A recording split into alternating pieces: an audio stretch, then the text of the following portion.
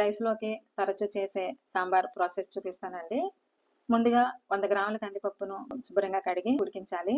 Litre నీళ్ళల్లో కొద్దిగా ఉప్పు, పసుపు, అర టీ స్పూన్ కారంతో పాటు కట్ చేసుకున్న వెజ్జీస్ అన్ని వేస్తున్నాను.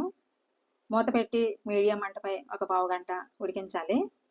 పెద్ద నిమ్మకాయ అంత చింతపండును నానబెట్టి 3/4 లీటర్ వరకు పులుసు తీసుకోవాలి.